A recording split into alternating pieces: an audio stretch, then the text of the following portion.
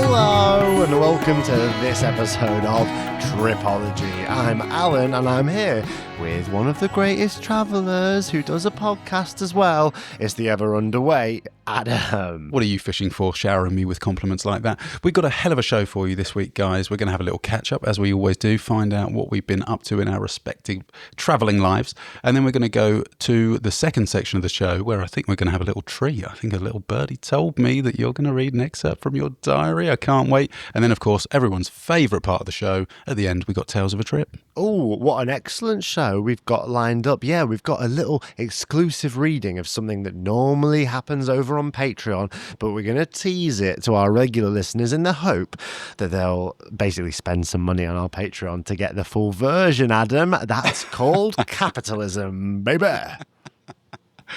I have heard little bits from your diary, little snippets, and my goodness, does it, A, make me want to travel, and B, make me want to spend money. I can't wait. Let me tell you where I'm at, Adam. Basically, I've been spending all my time surfing and doing jiu-jitsu, and what it's resulted in is me feeling ever so lethargic when it's time to pick up the mic. So this episode, all the Adam fans will be ever so happy because I'm going to take what can only be described as a back seat in your new New Zealand travelling van, and I'm going to listen to you regale me with a story of your choosing, and I'm going to occasionally make some quips, occasionally jump in with a little comment or two, but for the most part, I'm just going to sit and listen to what you have to say. What on earth have you been up to? In your words, this is going to be delivered as a sentence that you might say, you're throwing me under the proverbial bus. But we've been a bloody busy week, mate, actually, buying the camper van, as you well know. We're not going to talk about that. I went skiing for the first time in 3 years. We're not going to talk about that. I went to one of the most one of the most famous festivals in all of New Zealand, Snow Machine. We're also not going to talk about that, but we are going to talk about a meeting I had with a man in a bar. Wow, you've got such a plethora of stories that absolute gems like a snow machine and a skiing holiday just go to the bottom of the pile in favour of a meeting with a bloke. Well, we're doing another plug for the Patreon. I'll maybe tell you about those in the Patreon section because they are definitely worth chatting about and they did happen in my actual life.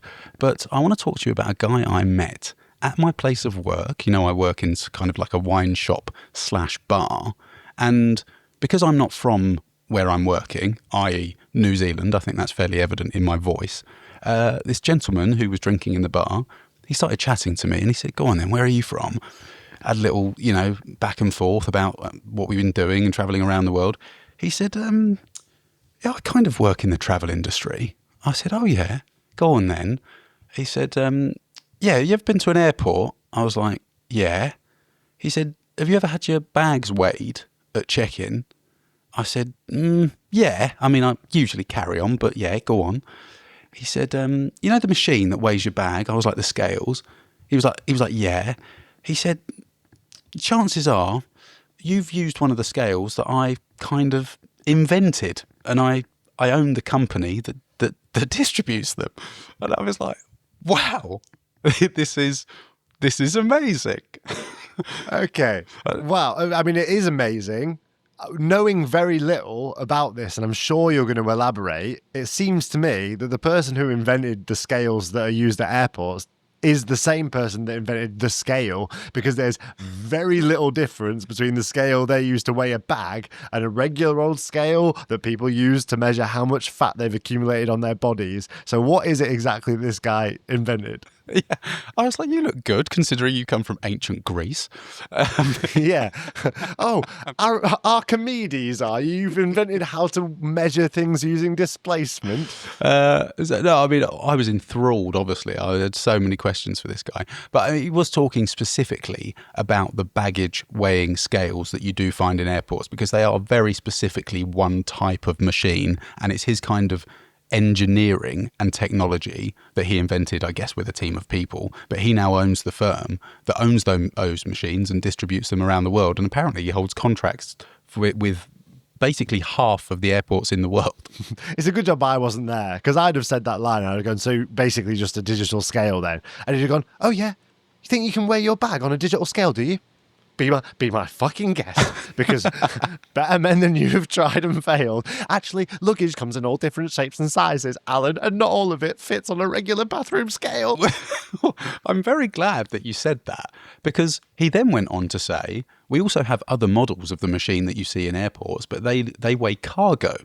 So the cargo that gets shipped, the stuff that we don't see. Sometimes you're going down this. God, this is great, relatable travel content. You know that you sometimes are in a plane going along a runway and you see a FedEx plane that's just for cargo. Yeah. Have you seen that? Yeah, it's bigger. Yeah, I think. Oh fuck, that's how all the cargo gets shipped. Oh. I found out recently that actually for a lot of things that are getting transported around the world, some of it just does get lumped onto a commercial flight, like a passenger plane. I don't know if you knew that, but I imagine you did. But he then went on to talk about the cargo, right?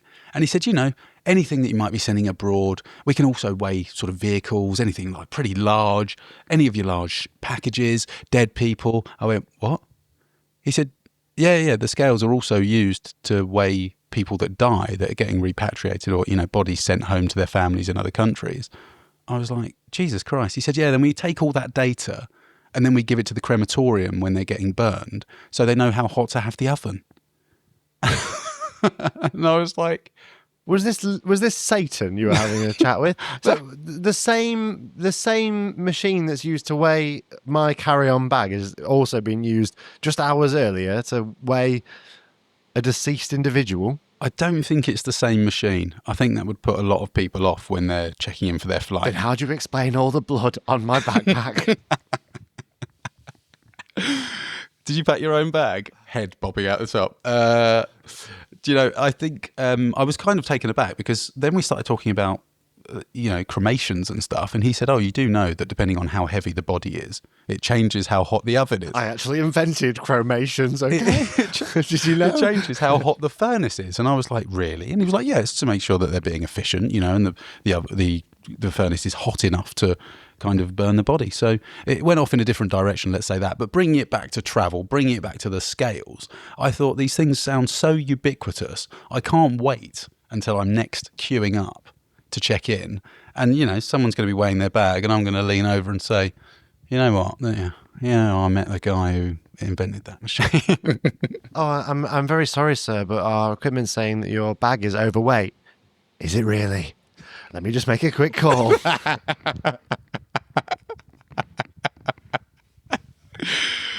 Thanks, Chris. I'd like to phone a friend. And that friend is going to tear you a new one. So has he just invented a method of making a very large scale? No. I think he holds the rights, the relationship, the business relationships with all the airports. And I guess his machine, let's say 30 years ago, was much better and more advanced. And since then, there's been new technology. They've been at the forefront of all that kind of development and advancement. And now it's just sort of snowballed into being the machine of choice by airports. Right, okay. So, yeah, it's just a bag weighing device. And there's slightly different technology, I suppose. And ultimately, it's there to generate money, isn't it? I mean, call me a conspiracy theorist, but I think the airlines earn a pretty penny off people's bags being slightly overweight. Did he also invent those tiny little squares that budget airlines get you to force your bag into? You come out with a range of products at once. He's a very clever businessman, isn't he? He probably worked out what the difference is in terms of the weight. Oh, you like this scale, do you? Oh, yeah, it's amazing. It's the most accurate thing we've ever seen. We can do... Well, I just knocked this up in my shed earlier. It's a tiny little wooden box. Yes. People have to put their bags inside it to check if it can go on the plane. But nothing's ever going to fit inside that. That's the point. A little buy one, get one free. Is that what it comes with? Yeah, exactly. He sells a range, doesn't he? But yeah, going back to the bag weighing stuff, I mean, what is strange about that is that I don't even think my carry-on bag is weighed almost most of the time that I check into a flight because it's so small and it's just on my back. Technically, you could have something that's the size of a handbag, but it weighs as much as a car, and you can get that through onto the plane. My bag never gets weighed or put inside one of those boxes, and I've done a whole litany of tricks in order to evade both those situations. Yeah, I know you have, and you're bloody better at it than I am. But I tend to go under the radar maybe 60 or 70% of the time. Do you think if we both went through together because of your charm and your conniving that we would get through, or would I just get picked out of the crowd? I'll go to any length to avoid one of those little boxes, mate. I've once disguised myself as a small Puerto Rican boy with not a lick of English to his name and just like wandered my way perplexingly through the little airport tunnel, got onto the plane. So, I mean, I'm a big fan of your friend's work. Yeah, well, there you go. That was maybe the most interesting thing, certainly that's heavily travel related, that happened to me this week. And he now follows us on Instagram. So if you're listening, mate, thanks ever so much for the support. We hope we've done your business justice. It's completely ubiquitous. Why don't you, listening to this show now, the next time you get on a flight, go and have your bag weighed, and chances are it'll be on one of his machines.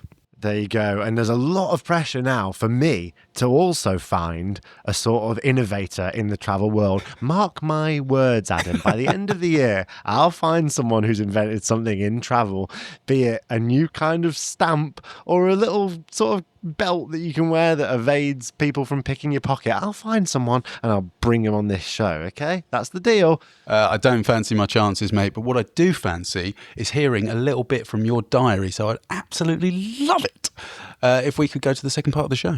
Well, I would like to frame it as an Alun's miscellaneous travel item, if only because I've been too lazy to make one for a number of months and I want to hear that funky theme music. Play it now. Miscellaneous travel item, oh yeah. It's the one thing I can't live without, I swear.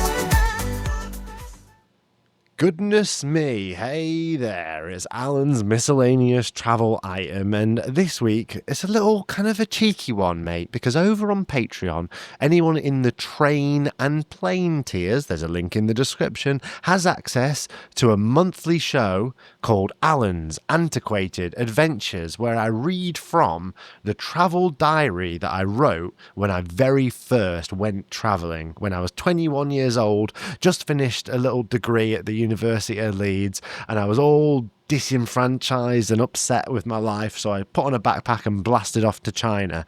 I just read from that diary, and anyone on the Patreon can have a listen.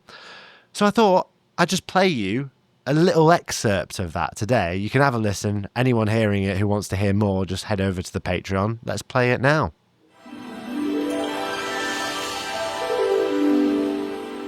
Day 1. I hadn't slept at all. I had stayed up all night and turned my mind inside out with all of the possibilities. It was almost too much to even comprehend, this complete surrender to a journey without any explicit direction. I didn't know where in the world I would be next month or the month after that, or in a year. As previously significant dates came and went uncelebrated, would I lose track of time altogether? Who would I be by the time I was in this house again? I felt the sharp needle of nostalgia burrowing into the front of my head, and I was overcome with this vague but undeniable sense that this night would continue to be significant. I wanted to do something to paint it more vibrantly in my memory, as the starting block from which I kicked off into the world. In an attempt to anoint the occasion with something tangible, I sat down beside my new rucksack, an Osprey Farpoint 40, and grabbed 3 sheets of paper and a pen. I began to write a message to each of my family members. I would leave these on the dining room table for my family to pick up and read in my absence. Kindly, my mum and dad gave me a lift to the airport. There wasn't much of conversation on the way, and if any attempt had been made, it likely would have gone somewhat unnoticed. I was already kind of lost to reality and in my own world, effervescent and wide-eyed. I stared out of the window at every morsel of grey, monotonous pavement that I had seen innumerable times before. Everything becomes significant when you're about to rip yourself away from it. We pull up at the airport, and I depart the car. My mum and dad must have sensed that I was uneasy or apprehensive because they looked at me and my mum asked, "Are you going to be okay?" I stared back and grinned wildly. I could feel my eyes prickling with fatigue and fascination, and I replied, "I'm terrified." I gave them both a big hug, promised to keep myself safe, and went towards the check-in desk. I stride up to the desk and showed the lady working there my boarding confirmation. I proudly tell her that I only have carry-on luggage, but she doesn't even glance upwards. She simply hands me my ticket. I've put a lot of thinking time into the decision to have this rucksack and no additional luggage. I want it to be as unencumbered as possible so that my options were unlimited. I'm waved through, and I'm aware of how inexperienced I am as I navigate the airport labyrinth towards security. The first bump in the road comes almost immediately, as it turns out I'm carrying well over 3 times the allowed amount of liquids for carry-on travel. I'm forced to throw an uncomplimentary amount of SPF and mosquito repellent in the bin. This must have irked me somewhat, because I promptly received a zealous pat-down from security, the kind that I felt must have been reserved for anyone looking shifty or unusually irate. After that, the journey was relatively smooth sailing. I had a pretty peaceful and dream-filled flight to Amsterdam, where I bunkered down for a 6-hour layover. I selected a coffee shop to be my base and sat in the corner, hoisting my bag up on the chair next to me. There was a family at the next table made up in part by some young children. Their mother befriended me by asking me for the time and then quickly segued into requesting the use of my phone charger. I lent it to her for the duration of my layover. Everything I had was, like me, completely charged up in anticipation of the journey ahead. Sometime later, one of the kids knocks his frappuccino off the table and a dollop of it landed on my rucksack. "Never have kids," the lady said to me, winking. She asks if she could buy my phone charger off me, but I decline, and before I know it, it's time for my overnight flight to Beijing. This flight is immediately more challenging. Even before takeoff, I'm drifting in and out of consciousness, and I'm woken up about 30 minutes later by an air hostess offering food and drink, and so begins the next 9 hours, desperately craving sleep but unable to access it. I have this horrible pain in my jaw and head, and I conclude that the motion of the plane caused me to grind my teeth away like an enthused sanding belt while I slept. And after some time, the lights illuminating the plane are switched off, and suddenly the whole thing feels like a submarine. The darkness makes its altitude indistinguishable. There is only the rumble of the plane's engines. The man next to me is Chinese, and he's spending his homeward flight watching his TV on the brightest setting. I open a tired eye to observe him, watching an entire episode of a sitcom at 3 times speed, a clear abuse of the fast-forward function. He has a talent for waking me up just as I'm about to fall asleep. It's almost comical. He sneezes, yawns, and readjusts himself into unfathomable configurations. Eventually, though, the plane touches down, an age after it lifted off. I leave the aircraft fatigued, droopy eyes, and impossibly excited. I've been travelling for over 24 hours now, meaning that the second day of my adventure has begun.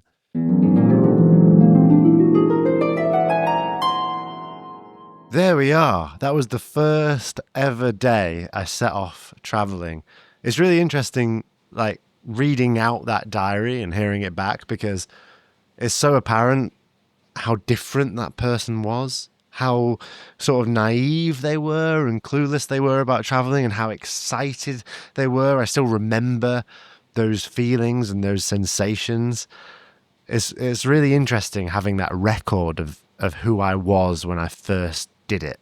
Oh, totally. Yeah, I mean, I was there with you. And as you approached the check-in desk in the airport, I don't suppose you caught a glimpse of the manufacturer of the weighing scale, did you? I tell you what, one of my very early positive travelling experience was just the efficiency at which that bag was weighed. The accuracy is unbelievable. No, seriously, mate, I think you're in the wrong job. I think you should be a published author. Absolutely incredible writing, even as a little sprightly 21-year-old. I felt like I was along for the ride with you. And what is it like reading back those sorts of things? Do you remember it, I guess, so vividly, how you were feeling at that time? Well, I do remember, I remember that Chinese man. I remember him watching that movie really quick. I sort of see it as if it's a movie, though, because it does feel like me, but I know I was so different then, and I've changed so much, and I look different and act different and think differently. So it feels like I'm hearing the account of a really close friend who I'm very invested in the welfare of, as opposed to like the acknowledgement that's actually me. I wonder if even your perception of the world around you and how you experience what it is you're doing in a travel context has changed as well. Maybe you wouldn't necessarily pick up on certain things that you've chosen to write about in your diary. Maybe now you're focused on other parts of travel. Well, everything is significant when you first start, right? And I think that is something that you lose the more you travel. So like now, and indeed in 3 weeks of that journal, I'm no longer writing about the woman whose kid spilt a frappuccino on my bag. But when you first start, everything has huge significance to you because you're on this adventure finally. But what I would say to that is that even the small things, even the tiny details in your day, the things that do feel insignificant, if they're written the right way, if you notice them in the right level of detail and you spin it into a wonderful story, I think that it is worth telling. Yeah, but I think that's almost the shame of life, right? Is that we don't appreciate the insignificant things once we're used to them and while they're happening. And that goes for that lady with the frappuccino, who I remember that interaction now because I wrote it down. How many of those interactions haven't been significant for me enough and they're just gone? Yeah. But then also like the time you spend with friends and family that feels insignificant because it's the same friend you've seen 1,000 times before. And then it takes you like losing that friend or losing that family member to be like, oh God, I would give anything to just have that one mundane moment back. Just as we become used to things, they become less significant. And if you can get a little glimmer of that significance and how important they are, it's really enlivening. Like I wish I could travel like that guy again, you know? Yeah, completely. I mean, just maybe a little bit broader and a bit more general, just about writing journals in general. I'm not someone who writes journals, but I try to every now and again jot down little notes, or, you know, I think I did when I first started traveling. I might have kept a journal or a blog for the first month maybe. But as someone who's written a journal almost religiously for years, is it something you would implore people to do who do want to travel? Yeah, totally. I mean, for the first 4 years of me traveling, I wrote a journal entry every single day. Wow. So the first 4 years of my travels are like absolutely documented in hundreds of thousands of words, and that's really cool. Yeah. I actually stopped doing a journal when I started this podcast. Which is a shame in some sense, but then the form of journaling just changed because now I do this podcast every week. And what that does for me is I just take the most important stories of the week and we sort of tell them on the show. Yeah. And, you know, obviously I think for me there was limited value in like journaling the times where I was in Canada during the pandemic, because it didn't feel like the kind of thing I wanted to document as religiously, because a lot of those days would be just went to work, built a ukulele, went home, went to sleep, goodbye, you know? Yeah, Canadians famous for being very careful with their coffee. But mate, I don't know what you're going to do. Well, hopefully we hear a lot more of those stories. I know that if you go to patreon.com/Tripology podcast and pay a little bit of money every month to support us, you can hear far more. But if you ever turn it into a book, I will buy one because I think it sounds wonderful. Well, I'd love to release it as a full book. I mean, there's just so much more content to do with that journal over on Patreon. The 14th of every month is called Alun's Antiquated Adventures. And even in that episode, you just heard the first 5 minutes, but that goes on to describe my very first experience in China and what that felt like. And it's quite interesting. And then on the 1st of every month, there's an evening with Adam where this is like a really cool show where you talk about latest news stories in the travel community and that sort of thing. Yeah. There's almost too many A's on the screen at one time. But an evening with Adam is me sort of opening a bottle of wine, something fairly local. It might be something international, but something I enjoy. If you're interested in learning about wine, we sort of go into little bits, I suppose. But really, it's like the backpacker and travel news bulletins where I go through 3 to 5 stories that have happened in the last couple of weeks. It's, putting this newsreader voice to good use, shall we say. It's a lot of fun. There you go. So Tripology is and always will be free, but we do have a Patreon where we do exciting extra bonus shows. So head over there if you're interested in hearing some more from me and Adam, patreon.com/Tripology podcast. Now, though, we're approaching my favourite part of the show where we get a listener to call in on tripologypodcast.com/Tales of a Trip, their greatest travel story, be it a time where they went off with some strangers and became best friends, or the time they saw a matador in Spain and thought, that's wrong, probably shouldn't do that, stepped in, stopped the whole thing from happening. Those kind of stories. 3 minutes, your greatest travel story. Let's hear from a listener right now. My name is Bea, and I'm from British Columbia, Canada. At 30 years old, I went on my first backpacking trip. My partner and I traveled Central America and Mexico for nearly 3.5 months. As a green traveler, the first time I had been on an airplane had been when I was 18 years old traveling to Saskatchewan. I had to learn how to pack a bag properly and sparingly, read bus schedules using Google Translate, and come up with cheap, quick hostel dinners. I read travel blog after travel blog, listening to podcasts like this one, trying to figure out the tips and tricks to make this a successful trip. One thing I didn't read about is the struggles with being a woman with a diva cup. A fact of life that everyone with a uterus struggles with is having your period every month, and especially one that becomes inconsistent thanks to the stressors of traveling. While in Nicaragua, we stayed in a hostel that had troubles with running water and bathrooms that were open to the elements. A fact about me is that I am not a big fan of bugs. I hate creepy crawlies. While in the bathroom trying to take care of business, a cute little gecko was playing on the ceiling. While I don't mind these little guys, I did start panicking, wondering if they can lose their grip and fall on people's heads. While, yes, not so pleasant an issue, sitting on the toilet, I thought better to be safe than sorry and hurry up this chore. While doing so, a massive, and not just massive by insect-fearing women like me, but a true representation of bugs in the jungle, cockroach, crawled from the other side of the door to keep me company. I froze, knowing full well screaming in the jungle is not ideal. Hurriedly, I pulled up my pants and ran out the door, jumping over the cockroach and spilling the contents of my cup onto my hands and the floor. I rushed over to the sink, and all I got was a drip dripping from the tap. Already embarrassed, I looked over to the adjacent sink to find a man whose eyes reflected the concern and worry my image presented. A woman with blood all over her hands, hair a tangled mess from forgetting to pack conditioner, shirt stained with dirt, and tears welling in her eyes. He mumbled "Oh, I'll let you get sorted," and hurried out of the bathroom. I stood at the sink, attempting to wash up from the drip dripping of the tap, wondering why I didn't think about just bringing tampons. Thanks for listening. Yeah, cool. Adam, it's so cool to have a female perspective on the show talking about some of the issues that me and you simply don't have whilst traveling and don't have to think of, but of course heard from our female traveling counterparts and friends. These are just things that we don't have to worry about or consider, but they obviously are a concern. Yeah. I mean, things that we're not necessarily able to relate to through first-hand experience. But yeah, there are other complications and things I guess women have to think about and deal with when they're on the road. I mean, I don't know how you could have really got around that happening. It was making light of what I imagine was quite an embarrassing and stressful story at the moment. I mean, maybe my first tip would be don't stay at that hostel in Rosario from the previous episode, because it opens right out into the kitchen. Oh, Dios. Yeah. But you can imagine the scene, can't you? Be covered in blood and the bloke's like, hang on a minute, do I ask or don't I ask? Yeah, I mean, he did what I think most male travellers would do and just take himself out of the situation.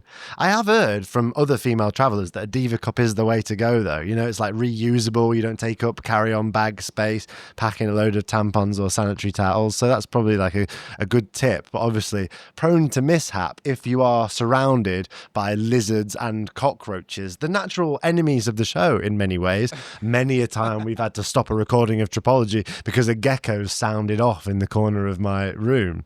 Is that the correct terminology? Is it called a diva cup? Is it sort of a brand name, or is it, what is it? Or a moon cup, I think they're sometimes called, but it's basically just like a reusable cup that collects the blood as opposed to, absorbing it into a tampon. Yeah, sure. Yeah, I imagine it's probably better for the environment. It's probably made out of silicone or something like that, isn't it? And I guess something that's just one item and that is reusable and probably doesn't weigh anything. If we can give any tip, I don't know if we're really in a position to do so, but maybe that's a good thing to have instead of a load of tampons. I like the fact that the listener's concern was that the gecko would lose its grip.